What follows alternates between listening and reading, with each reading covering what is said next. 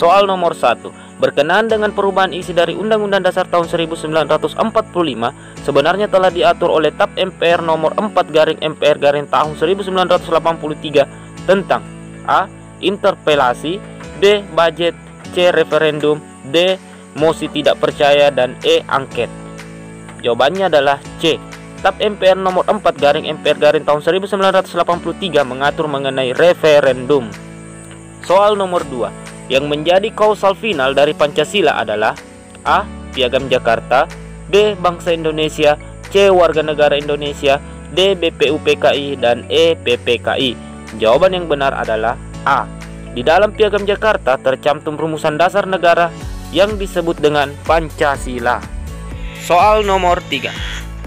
Yang bukan merupakan dampak atau akibat dari dekret Presiden tanggal 5 Juli tahun 1959 adalah A. Konstituen dibubarkan, B. UUDS tidak berlaku, C. Kembali ke UUD tahun 1945, D. Dibentuk DPRS, dan E. Dibentuk DPAS.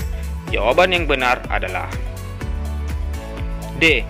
Berikut ini adalah dampak dekret Presiden tanggal 5 Juli tahun 1959 adalah konstituen dibubarkan, UUD RI tahun 1950 tidak berlaku, dibentuk DPAS, dan kembali ke Undang-Undang Dasar tahun 1945.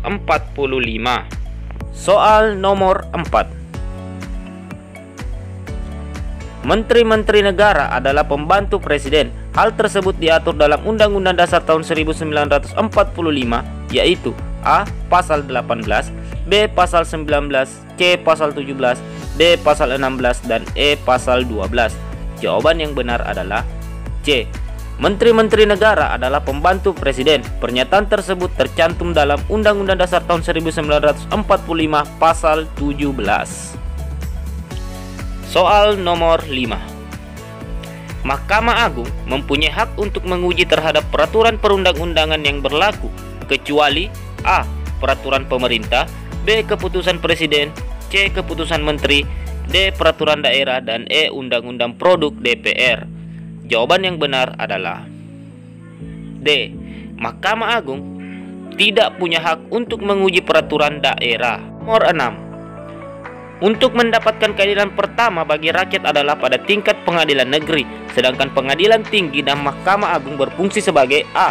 Peradilan banding dan kasasi, B. Peradilan istimewa, C. Peradilan KKN, D. Peradilan perkara berat dan lebih, E. Peradilan khusus. Jawaban yang benar adalah A. Pengadilan tinggi dan Mahkamah Agung berfungsi sebagai peradilan banding dan kasasi. Soal nomor 7. Buku Max Havelaar dikarang oleh A. Van den Bosch, B. Douwes Dekker, C. Raffles, D. Denlis, dan E. J.P. Kohn. Jawaban yang benar adalah B. Buku Max Havelaar dikarang oleh Douwes Dekker atau Malta Tuli atau nama samaran. Buku ini menceritakan penderitaan bangsa Indonesia sewaktu dilaksanakannya tanam paksa. Soal nomor 8. Alasan dikeluarkannya deklarasi Juanda adalah A. Mempertahankan NKRI, B. Menciptakan kawasan damai dalam gagasan wawasan Nusantara, C. Melindungi kekayaan negara Indonesia, D. Memberikan kenyamanan pemerintah untuk menindak pelanggaran laut, dan E. Melindungi wilayah kepulauan Republik Indonesia. Jawaban yang benar adalah C. Segala sumber kekayaan yang terdapat di dalam landas kontinen Indonesia adalah milik eksklusif negara Republik Indonesia. Maka untuk menghindari eksploitasi kekayaan alam Indonesia, maka pemerintah segera mengeluarkan deklarasi Juanda. Soal nomor 9. Ada macam-macam istilah demokrasi. Demokrasi yang menonjolkan kebebasan individu adalah A. Demokrasi langsung, B. Demokrasi tidak langsung, C. Demokrasi terpimpin, D. Demokrasi liberal, dan E. Demokrasi Pancasila.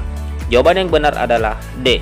Demokrasi liberal adalah sistem pemerintahan yang menjunjung tinggi hak asasi manusia, atau dengan kata lain menonjolkan kebebasan individu.